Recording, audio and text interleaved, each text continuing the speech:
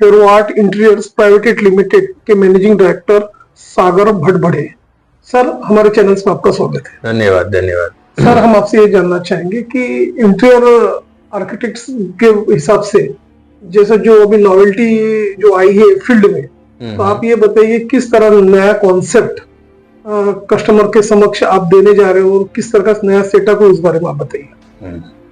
हेरो art interiors private limited ये 29 साल पुरानी फर्म है और ये हम टर्न के इंटीरियर के कंसेप्ट में पूरा का पूरा वर्किंग करते हैं।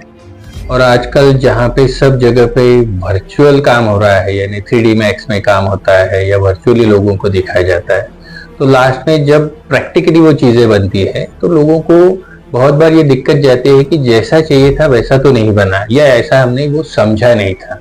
ये उलझन को सॉल्व करने के लिए हमने बहुत साल पहले ही सबसे पहले हमने इंटीरियर एक्सपीरियंस सेंटर ये कंसेप्ट चालू किया। अब ये इंटीरियर एक्सपीरियंस सेंटर में एक 10,000 फुट का हमने सैंपल बंगलो बनाया है कि जहाँ पे क्लाइंट अपने हिसाब से जब घर बनाना चाहता है, अपना खुद का एक सपनों का बंगला बनाना चाहता है, तब वो आके यहाँ पे एक्सपीरियंस कर सकता है कि कहाँ पे स्पेस कैसी बनी है, स्पेस यूटिलाइजेशन कैसा हो रहा है, कलर कॉम्बिनेशन कौन सा होना चाहिए, मटेरियल कैसे यूज किए हैं। तो सब मटेरियल पैलेट्स, डिजाइन स्टाइल्स, यानी कॉन्टेम्प्रेरी स्टाइल में जाना है, हमको फ्यूजन में जाना है, ट्रेडिशनल पैटर्न में वर्क करना है, उसको ये सब देखते हुए wooden flooring, Italian marble, washrooms कैसे बनने चाहिए, लैंडस्केप गार्डन कैसा होना चाहिए, ये सभी का सभी प्रोग्राम हमने एक ही जगह पे कंबाइन किया है। और ये बाकी यानी क्लाइंट्स के लिए सबसे बेनिफिशियल है कि जो वो प्रैक्टिकली ये चीज देखना चाहेंगे वो वहां पे देख सकते हैं। एट द सेम टाइम हमने बहुत अच्छा कंसेप्ट लाया है कि construction time is equal to interior time. यानी आजकल जब लोग बंगला बनाने की सोचते हैं, बहुत लोगों को ये दिक्कत जाती है कि हम बंगला बनाएंगे तो यानी 3-4 साल तो गए। तो हमने ये कंसेप्ट में ऐसा निकाला है कंसेप्ट कि बंगला बनाने का जब कंस्ट्रक्शन का उनका काम चालू रहता है, तभी हमारी टीम जाके पूरा का पूरा कंसेप्चुअल प्लानिंग से लेके सब डिजाइन कर लेती है। और हमारा खुद का मैन्युफैक्चरिंग प्लांट है जहाँ पे वुडन वर्किंग मशीनरीज है, मेटल वर्किंग है, खुद का पाउडर कोटिंग यूनिट है। तो सब जगह पे कस्टमाइज डिजाइनर फर्नीचर पहले ही दिन से हमारे फैक्ट्री में बनना चालू हो जाता है। तो इससे क्लाइंट का कम से कम 50% टाइम सेव हो जाता है। यानी एक बंगला प्लस उसका इंटीरियर ये पकड़ के अगर अपने को 6 से 8 महीने में 8 से 10,000 फुट का काम हो रहा है, तो आज के डेट में ये बहुत अच्छा लोगों के लिए सोल्यूशन है। और वही सब चीजें हमारे यहाँ पे फैक्ट्री मेड फर्नीचर, यानी खुद का मैन्युफैक्चरिंग, खुद का डिजाइनिंग, खुद की एग्जीक्यूशन टीम, ये पूरी टीम एक साथ होने से और उनको एक्सपीरियंस सेंटर का भी मजा मिलने से उनको एक प्रैक्टिकल अनुभव मिलता है। और यही बात होती है कि ये हमारी कंपनी है, ये इतने लोगों तक पहुंच पाई है और लोगों को एक संतोषप्रद इंटीरियर हम दे पा रहे हैं। सर, जैसे कि हम देख रहे हैं कि जो हेरो आर्ट इंटीरियर्स एक्सपीरियंस सेंटर काफी मैग्निफिशिएंट है, काफी फुली डेवलप्ड है, तो कस्टमर से भी आपके पास डिमांड करता है, कस्टमाइज डिमांड करता है कुछ प्रोडक्ट्स की, तो उसको इकोनॉमिकली और टाइमली डिलीवरी आप कितने समय में करते हैं, क्या आपका एक पैटर्न होता है, उस बारे में बताइए। जनरली अगर हम 4 से 5,000 स्क्वायर फुट का बंगला या फ्लैट उसका इंटीरियर अगर पकड़ते हैं, तो हम अगर कंस्ट्रक्शन एक्टिविटी पूरी अगर हो गई है तो मोर और लेस 2 से 3 महीने में हम 4 से 5,000 स्क्वायर फुट का इंटीरियर पूरी तरीके से कंप्लीट कर सकते हैं। और जिसमें सिर्फ डिजाइनर फर्नीचर ही नहीं, बल्कि हम जब हम यूटिलाइज करते हैं स्पेस, तो उसमें पॉजिटिविटी कैसे आएगी, इस हिसाब से we are using law of attractions, उसके बाद सप्त चक्र बेस्ड इंटीरियर, कलर थ्योरी आती है, वास्तु बेस्ड रहता है। तो हम सब जगह पे ऐसे अलग कंसेप्ट डालते हैं ताकि घर में जो लोग यूज करेंगे वो घर, उनको घर में पीस, प्रॉस्पेरिटी एंड हैप्पीनेस मिले। और इस प्रोग्राम से बहुत बार हम हैंड पेंटिंग का इस्तेमाल करते हैं लॉ ऑफ अट्रैक्शन को यूज करने के लिए। तो हैंड पेंटिंग के लिए we have got J school of arts के हमारे पास आर्टिस्ट की टीम है। तो एक आर्ट एंड टेक्नोलॉजी का बहुत अच्छा बैलेंस हमने यहाँ पे बनाया है। कि बहुत बार होता है कि जब टेक्नोलॉजी के लिए हम जाना चाहते हैं तो सभी की सभी चीजें फैक्ट्री मेड आती है, उसमें आर्टिस्ट या हैंड पेंटिंग या हैंड क्राफ्ट का कुछ यूज नहीं होता। तो हमारे यहाँ पे हैंड क्राफ्ट का भी यूज है, हैंड पेंटिंग का भी यूज है, अलग अलग मटेरियल्स का यूज है, at the same time factory finish है। और उसके बाद सभी इसको पॉजिटिवली चार्ज करके हम आपकी एक जब स्पेस बना रहे हैं तो वो आपको एक अलग अनुभव प्रदान करती है, जो फेरो आर्ट का एक खासियत है।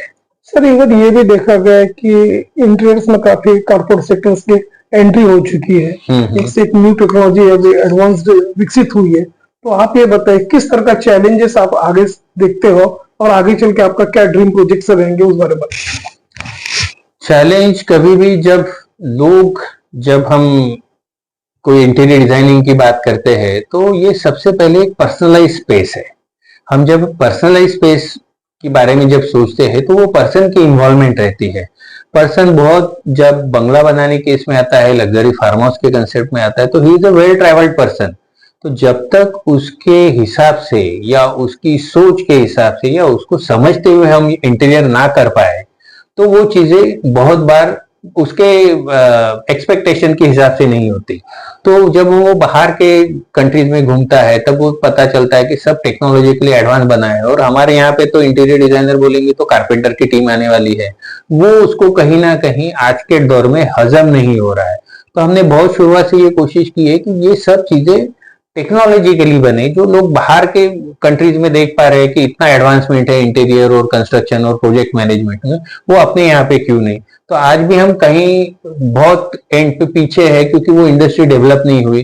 फॉर्चुनेटली फेरो आर्ट में वो इंडस्ट्री डेवलप है, लेकिन ये चैलेंजेस बाकी लोगों को भी दिन ब दिन बढ़ते जाएंगे और लोग ये सोचते जाएंगे कि कितना टाइम मैं इंटीरियर के प्रति वेस्ट करूं क्योंकि मेरी तो पूरी एनर्जी इनके पीछे ही जा रही है। तो ये जब तभी होगा कि आप इंटीरियर डिजाइनर के साथों साथ उसकी खुद की कुछ मैन्युफैक्चरिंग एसोसिएशन रहे। तो ये फॉर्चुनेटली फेरो आर्ट ने पहले दिन से ही ये सोचा था कि खुद का ही मैन्युफैक्चरिंग प्लांट हो कि जहां पे हमको किसी पे डिपेंडेंट ना रहना पड़े। और it should not be worker dependent team कि राजस्थान की एक टीम गई तो वही चलो 15 दिन तो काम ही नहीं होगा, ये चीज ना है। उसका टाइम बाउंड काम बने क्योंकि time is equal to money है। तो वो इसमें कम से कम टाइम में बहुत अच्छा कुछ उनको देना, ये हिसाब से टेक्नोलॉजिकल एडवांसमेंट होना चाहिए। और जो उसके लिए हम सदैव प्रयत्नशील है, इतनी अच्छी मशीनरीज हमारे यहाँ पे लगी हुई है, तो वो भी कंसेप्ट और वो भी इफेक्ट लोगों को हमेशा ध्यान में आता है और वो अप्रिशिएट भी करते हैं ये बात को। अब जबकि इंडस्ट्रियलाइजेशन काफी बढ़ गया है, नए नए प्रोजेक्ट्स अभी नागपुर ग्लोबल सिटी बन चुकी है, स्मार्ट सिटी, नए नए प्रोजेक्ट्स आ रहे हैं। तो ऐसे में प्री बिल्डिंग कॉन्सेप्ट भी एक लोगों ने अनुभव किया हुआ है, तो इसी में इंटीरियर्स में भी ये कॉन्सेप्ट आपने बताया है कस्टमाइज वाला। तो आप ये बताइए कि आगे चल के ज्यादा से ज्यादा कॉर्पोरेट सेक्टर्स के लोग हैं, डोमेस्टिक यूजर्स है, आपके आर्ट का, इंटीरियर आर्ट्स का बेनिफिट उठाना चाहिए, तो आपका एक जनमानस में क्या एक मैसेज होगा? जनमानस के लिए ये मैसेज हो सकता है कि इंटीरियर को लोग देखते समय नजरिया भी लोगों का एक अलग था बहुत शुरुआती दौर में कि ये भाई बड़ी लग्जरी वाली चीज है, बहुत जिसके पास पैसा वही इंटीरियर करेगा, हमारे पास तो सादा फर्नीचर भी रख दिया तो क्या बोलते खटिया पे भी अच्छी नींद आती है, मैट्रेस पे नींद नहीं आती। ये बहुत सारे फॉर्मूले बीच बीच में लोगों ने निकाले, लेकिन एक्चुअली जब तक हम अच्छे इसमें वातावरण में नहीं रहेंगे, अगर हम नागपुर की बात करेंगे, नागपुर के रोड अच्छे हैं, इसका सभी को अभिमान जैसे लगता है, उसके टाइम हम फील भी रोज करते हैं कि भाई चलो हमारा सफर अच्छा हो रहा है। अब नागपुर की जगह आप ऐसी कुछ इसमें चले जाओ कि जहाँ पे रोड डेवलप नहीं है, जहाँ पे अपने को फूल नहीं दिख रहे। आज हमने सब जगह पे फूल और झाड़ हमारे इसमें कॉमन हो गए हैं कि भाई अरे ये तो झाड़ हमको चौक में दिख रहे हैं, ये तो फुटपाथ पे दिख रहे हैं, अभी मेरे को घर में मेरे को अलग प्लांट चाहिए। लेकिन वो देख तो रहा है, अच्छी चीजें देख रहा है, तो उसका असर अपने इसमें हमेशा होता है।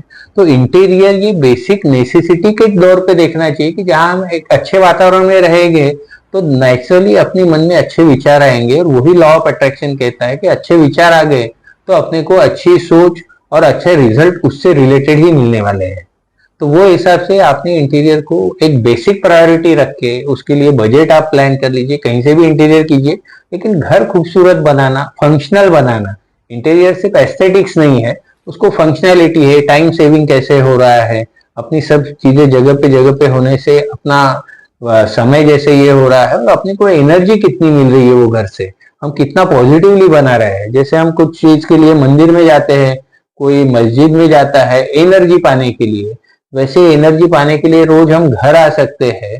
तो हमारा घर एक एनर्जी का केंद्र स्थान क्यों ना बने, ये हिसाब से अगर हम इंटीरियर को सोचे या देखें तो मुझे लगता है ये बहुत बड़ा बदलाव होगा, क्योंकि आज वो नजरिए से लोग वो देख नहीं रहे हैं। वो मन शांति के लिए 7 दिन कहीं और घूम के आते हैं, 7 दिन कहीं तीर्थ यात्रा करने निकल जाते हैं, लेकिन 24/7 जिस घर में हम रहते हैं उसके लिए हमारी श्रद्धा या हमारे घर के लिए ही हमारा ये व्यवहार जो है कि भाई इसमें उतनी जरूरत नहीं है, ये हमको कहीं ना कहीं बदलना पड़ेगा।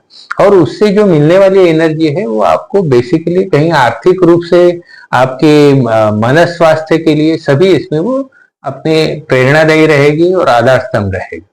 तो दर्शकों, ये थे फेरोआर्ट इंटीरियर्स प्राइवेट लिमिटेड के मैनेजिंग डायरेक्टर मिस्टर सागर भड़बड़े जी, जिन्होंने हमें बताया कि इंटीरियर्स कितना जरूरी है और काफी लोग उसका बेनिफिट उठाना ही है। आपका नॉवेल्टी और मॉडर्न टाइप का एक आर्किटेक्ट है आपका। तो आपने हमारे चैनल के साथ बातचीत की, अपना समय दिया, उसके लिए सर आपको धन्यवाद। धन्यवाद, थैंक यू।